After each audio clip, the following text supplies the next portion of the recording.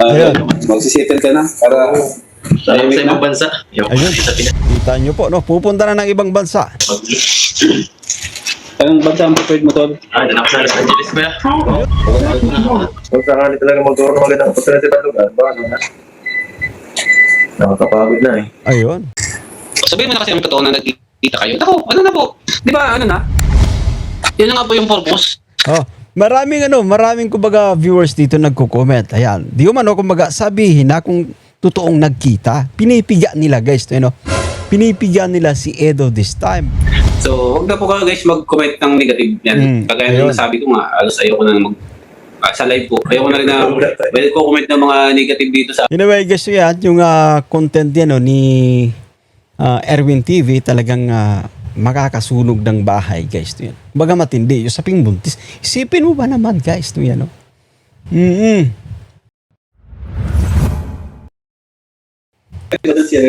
Pero wala naman siyang binanggit doon.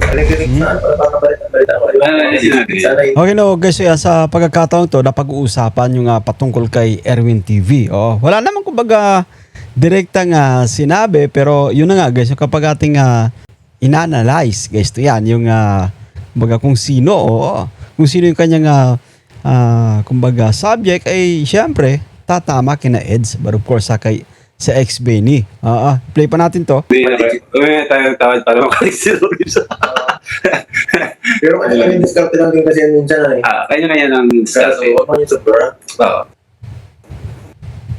Yung mga ganyan, okay lang naman yun. Kaya lang, siyempre, iba naman yung expectation ng tao sa kanya. Sirang-sira na naman siya doon. Anyway, tama po noon sa sinasabi dito ni Sir Olives TV. Talagang, syempre, guys, ito yan, kumbaga, si Edo na naman talaga yung madidiin sa pagkakataong ito. Kaya nga sabi pa natin, no, pakaingatan natin, kasi kumbaga may channel tayo, no, marami yung nanunod sa atin. Guys, ito yun, no, kagaya ng ginawa ni Erwin TV. Okay, play pa natin to, ha? So, halos kami nga, ang ginagawa namin na maging ano lang, kumbaga sa live, iniwasan namin magsalita ng mga issue kasi ayaw namin ng issue kasi doon kami sa good vibes, no? Tama po, no? Sa good vibes, guys. At saka nga sa ginawa ni Erwin TV, guys, no? Yung ano na naman, no? Kumbaga si Edo na naman yung mapapasama. Kasi alam natin kung ano yung ano po.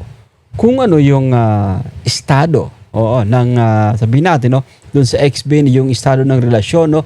Ng ex-Benny, tapos dito sa Team Kalingap, kita mo kumbaga matindi talaga yung ginawa. Sabi pa nga natin, no, hindi yung basta-basta makakalimutan. Tapos ito, lumutang yung isyung ito na di umano kumbaga buntis, na kumbaga nakita mismo ng ni Erwin TV at marami yung nakakita na magkasama, guys. So, sabi pa natin, no, madadali na naman siya Kalingap Edo, guys. Yan.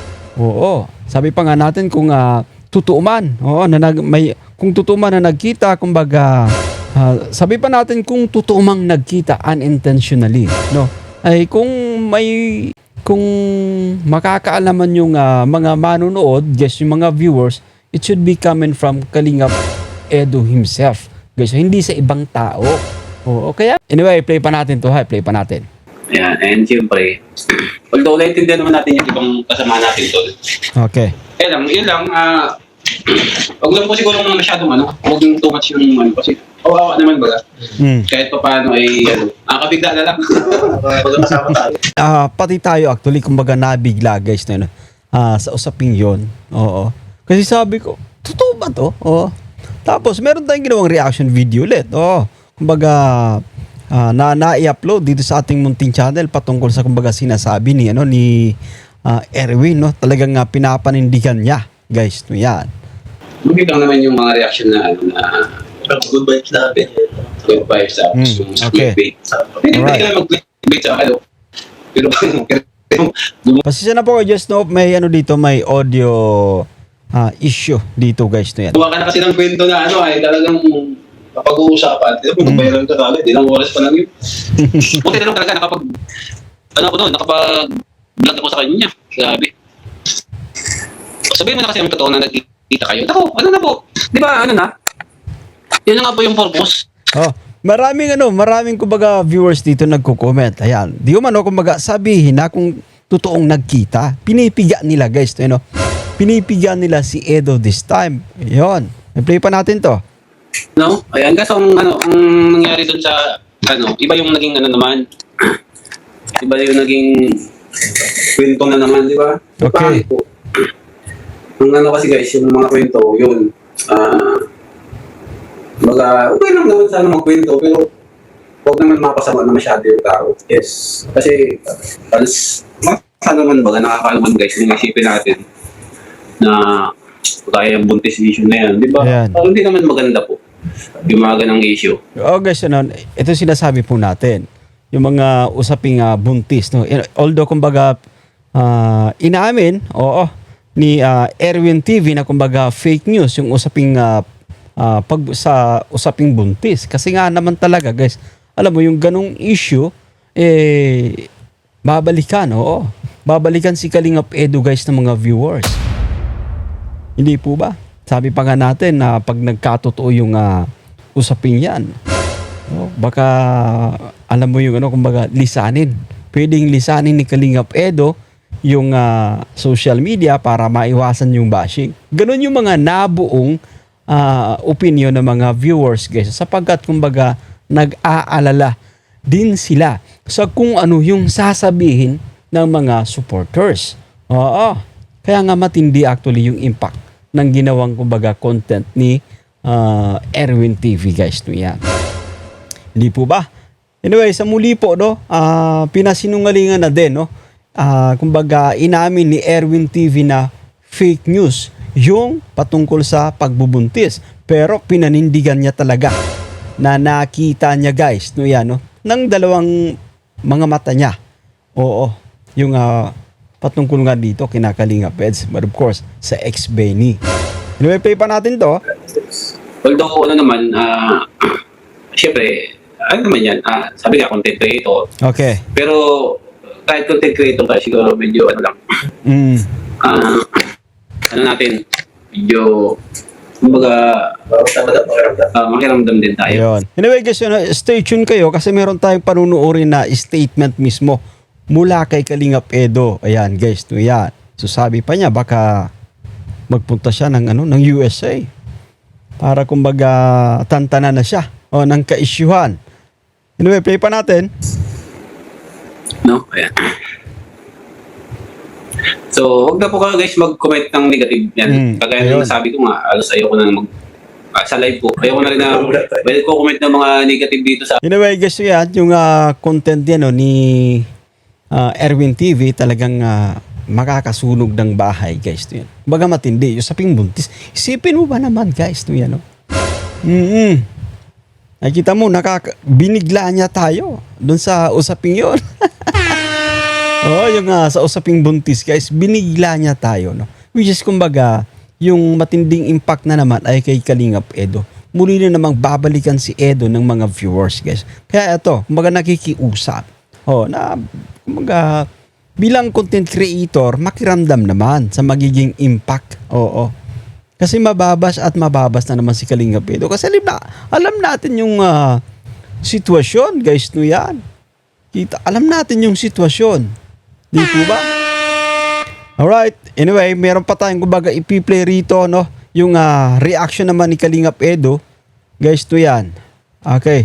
Ipi-play natin to, ha? Kala ko focus sa channel. Focus na po. Eto. Yung opportunity na sabi ko, ano na yung mga gagawin ko sa mga future sa channel ko, sa sarili ko. So yun yung kumbaga na, I think sabi pa nga natin, napag-usapan natin na ready na siyang kumbaga harapin yung alam mo yun, guys, yung kumbaga bagong karera, guys. Sa nakaraan natin kumbaga ay sa live pala, no? Doon sa ating live, guys, yan, no? Sa ating live reaction, napag-usapan natin ito. Na kumbaga yung live ni Kalingap Edo, guys, yan ay kumbaga more on sa karera niya talaga. Focus naman talaga sa kanyang karera bilang isang charity vlogger. Pero alam mo dito, no, nabanggit niya, guys, na kumbaga dahil nga sa hindi siya tinatantanan, baka pumunta siya ng ibang bansa. USA, guys, yan. Okay. Oh, shit! Okay, play pa natin to. Overall, hindi mo kung ano, masyado kasi hindi po ito dun sa mga naiisip ng mga love team. Hindi na po sa ganun. Okay. Hindi ako masyadong advanced. Ayan, no? So, sinasabi pa natin, ready na sa kanyang magiging bagong hamon or karera sa buhay, guys, to, no? Baka yung pumapasok actually sa isipan ng iba ay patungkol dito sa LT. It's not about that, no? Ito yung sinasabi ni Kalingap Edo sa pagkakataong to. Hindi sa kumbaga LT ng mga usapin. Hindi na po sa ganun. Ayan. Hindi ako masyadong advanced mag-isip. Ganun. Ayun, wag masyadong advance mag-isip, okay? Huwag masyadong advanced mag-isip. Ano po? Hindi po kita sabi ko yung sa ano ni Kuya Olives is ano yun, yung mga opportunity sa buhay baga. Ayun, sa mga opportunity sa buhay. So, ready na siya para doon, guys, to yan. Yung iba nating mga viewers, well, naunawa naman natin yan kasi kumbaga excited talaga sila, no, para dito sa kumbaga napipisil na LT. Okay, Bridget at of course kay Kalingap Edo, guys, to yan. So, minsan advance mag-isip, guys, to. Kung makakakuha ko ng mas magandang trabaho, edi stop na ako. Ayun. Kung makakakuha ito, no, bagong karera, na tinatawag, bagong karera ni Kalingap Edo, kung makakuha siya ng kumbaga mas magandang trabaho kesa rito sa pagiging vlogger, ay doon siya. Pero alam mo, I think sa masasabi ko sa ating opinion, yung pagiging YouTuber, yung pagiging vlogger ay kumbaga the best one talaga. Kaya mo ritong sahurin yung sinasahod ng isang kumbaga senior engineer sa napakalaking company, guys, to yan, dito sa pagiging vlogger, especially sa estado ni Eds. So, I think wala nang sa pagkakataong do sa ating opinion, no? Kung sabihin natin na mas may opportunity pa na or may mas maganda pang kumbaga pagkakataon, guys, to yan kay Kalingap Edo, I think eto na, no? Ito yung kumbaga yung pagiging vlogger, no? Ay ang pinaka magandang trabaho po niya. Ito opinion ko lang to, guys, ha. No, yan. Kaya pa natin dito, ang laki ng potential mo, na kumbaga kumita ng mas malaki. Tapos at the same time, marami kang natutulungan, may mga beneficiaries ka. Anyway, play pa natin to. Yun lang yun. Para tahimik ng buhay ko. Ayun. Kita mo, naisip niya na tuloy yun, guys, to. Na kumbaga, makapaghanap ng bagong trabaho, no? Mas maganda sa pagiging vlogger, nang matahimik naman ang buhay niya. Di po ba? Kasi hindi talaga tinatantanan si Eds ng kaisyuan. No? Maraming kumbaga inililing sa kanya sapagkat kumbaga trending din talaga Kalingap Edo, guys. Sikat, no? Maraming mga content creators na kumbaga gumagawa ng ideya para kumbaga mapanood, para maging trending siya, kagaya nitong si Erwin TV na kung saan ay kumbaga sumobra pagdating doon sa usaping buntis, guys, no yan. Okay. Ano po sa tingin nyo? Magsisettle ka na para Tayo sa ibang bansa. Ayun. Kita nyo po, no? Pupunta na ng ibang bansa. anong bansa ang preferred mo, Tol? Dyan ako sa Los Angeles, kuya. Ayun, Los Angeles, California, USA. Mas doon, siguro tahimik, no? Malayo sa, kumbaga, mga taong inililing sa'yo, okay? Kung sakali talaga magkaroon ng magandang opportunity sa lugar, baka na. Nakakapagod na eh. Ayun, mo napapagod na, guys, to, you know? Kalingap Edo napapagod na sa mga ka-issuean, which is kumbaga totoo. Alam niyo yung ibang mga content creators, guys, no, kapag may ganito, matindi yung kumbaga mga issue, guys, no, yan, nililing sa kanya, no? Kumbaga naghahanap ng break. Yung ibang bansa, no, magbakasyon, guys, no, makapagmuni-muni.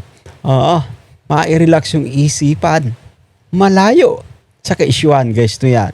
Yung iba naman kumbaga naka-break muna sa Sukmed, guys, no, yan, no? Anyway, play pa natin to. Hindi naman tayo tinitigilan. Duwag. Ako po.